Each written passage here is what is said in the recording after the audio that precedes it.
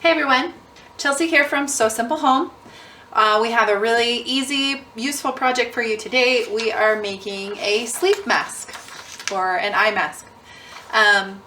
This is a project that's over on the blog already, but we've had some people wanting a full video to kind of see how to put it together. So make sure you check out the link in the description so you can go get the pattern piece. It's just one piece, so it's an easy print. This is a fun project to make as gifts for like wedding parties. So if you are a bride or you know a bride and she wants to make gifts for all her bridesmaids, this is a fun project that you can do. This is also really great for teens and tweens. Eye masks are just kind of a fun luxury item. It's not something that everybody needs, but it is a fun and easy sewing project. So I'm just gonna quickly kind of just cut out this pattern. For this project, you'll need the pattern. You'll need some type of cotton fabric. If you want to get fancy, I guess you would say, with it, you could also use like a satin fabric or a silk if you want the eye mask to be a little more luxurious. You'll need a piece of batting, just one that's big enough to go inside the eye mask. So this is just a scrap piece I have.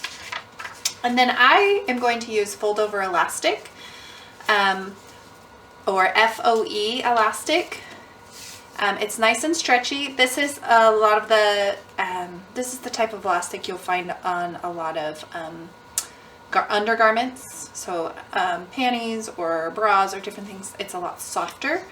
You can use regular elastic if you want, but in this instance, you'll find that this works really nicely. You'll need about 13 inches of this.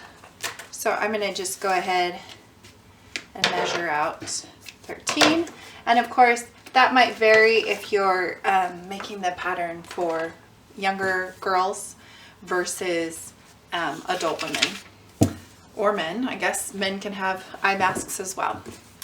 The other fun thing about this project is that you can customize it. So if you do have a Cricut or you like to do hand stenciling or anything like that, you can put it on your material and then you could add, you know, a fun vinyl thing like sleep or more sleep, you know, bridesmaid, whatever. You know, you can customize it a little bit. All right, so what I'm going to do is cut this out. So I'm putting my batting just on 2 layers of my cotton fabric. And again, you can use something different if you want. A satin or a silk or, you know, whatever you're thinking for whatever your purpose is. And again, I'm just using cotton. It works really nicely. My 11-year-old daughter uses the original sleep mask that I made and she really likes it. So, you know, if that's not a testimonial, I don't know what is. So I'm just quickly cutting this out. Now for this project, it does say on the pattern, but we're using a 1/4 inch seam allowance. So it's a real close seam allowance. This is a little round. There we go. All right, so there are my 2 pieces. I've got my front and my back. So to put all this together, I'm going to place my original piece flat on a surface. I'm going to take my fold over elastic. So I cut 13 inches here, and I'm going to place it in the middle of my mask, just like that. Now you could pin it. I'm not going to because I'm going to put all my layers together and then pin. So this piece of the mask is upright, so it's facing up. Then I'm going to put this piece over the top of it, right sides together. And then I'm going to put my batting piece on top of all of the layers. So I have mask, elastic, mask, and then the batting. Now your elastic should stick out about a 1/2 inch to 3/4 inch on the side. So you can kind of see that a little bit better on this side. And then I'm going to leave an opening at the top. And I like to use 2 pins to mark where I start my opening and where I end my opening. So that lets me know that's where my opening is. And then I'm just pinning the rest here. So just like that. And then we're going to sew. Our machine is just on a straight stitch. I'm just doing a regular stitch length on my machine. That's about a 2.5, 3. And I'm going to start at these 2 pins, stitch all the way around to these 2 pins. Now, if it's easier, you can flip it over so you can follow your main fabric piece versus sewing on the batting. It's a little bit harder because the batting's not, I don't know. I just have a harder time seeing it. So I'm just going to go ahead and flip it over. So I'm starting at my 2 pins. I'm starting at a 1/4 inch seam allowance, which is if I line my fabric right up to the end of my presser foot. I'm going to forward and back stitch, and then I'm just going to sew all the way around. When I get to my elastic, I am going to back stitch on my elastic just to give it a little bit of an extra bit of hold. That is not absolutely necessary, but in something like this, when I'm going to be stretching it an awful lot to get it over my head day after day to use that mask, I do want it to be a little bit more, just give it a little extra hold. So I back stitched on the other side of my elastic. There's my 2 pins I just pulled out, so forward and back stitch. And now I'm taking the whole thing off of my sewing machine. So that's what it looks like. Okay, now I can clip the excess of my elastic off. I don't need that now. That was mostly just to mark what I needed. Then I'm going to take my scissors and I'm going to clip about every inch or so around the entire mask. And what this is going to do is make it so that when I turn this mask right side out, all of the seams will lay nice and flat for me. And that's the trick when you're working with curved seams.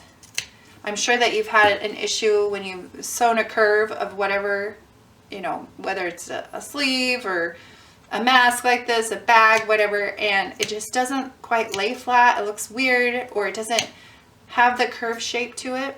That's because you need to do a little bit of clipping. All right, so it's clipped all the way around. You can kind of see that. And now we can turn it right side out. And this should be fairly simple of a turn because this is a very small little mask. Pull my elastic sides, and then I usually use a wooden dowel, but naturally it has walked away.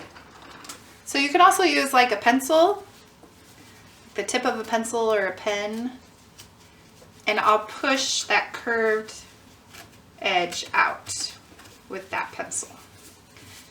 The curve should naturally be there. All right. Now I'm just going to press. Guess I should get my pressing mat out. Sometimes I don't need it. In this case, I might need it a little bit. And then press that open side so the raw edge is on the inside.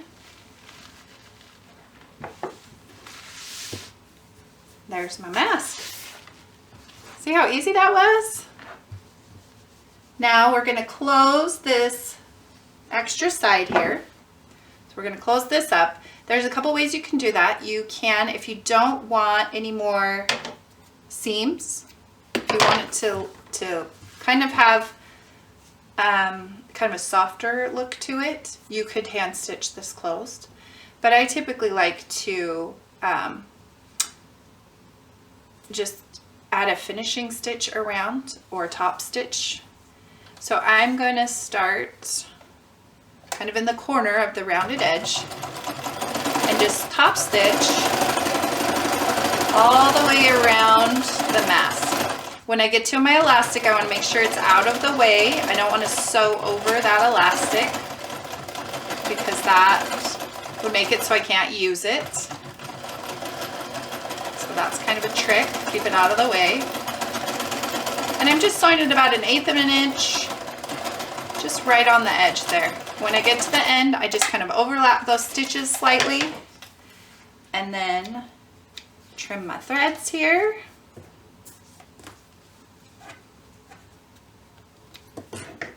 And that finishes up that eye mask. So you can kind of see. Try and get that last crease out. I'll probably have to put it under my hotter iron. But there you go. That is how you make an eye mask. Super simple, really easy. Now this one's a little bit thinner.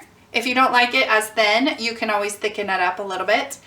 You can put a saying on it, right? Say, more sleep, bride, bridesmaid, whatever. Sweet 16, you know, whatever fun little saying you want. There's so many ideas online. But you're picking from, you know, favorite fabrics or favorite prints. You could also do, find a print that they love. So if your daughter loves, you know, a certain show, a certain cartoon, you could find that printed fabric and make it super special that way as well. Anyway, so that is how you make this really super simple eye mask. So let me know if you have questions in the comments. Make sure to check out the link in the description so that you can get the pattern, right? The free pattern template. And then just go through your sewing stash and see what fabric you have and make yourself a bunch of eye masks. We will see you guys next time.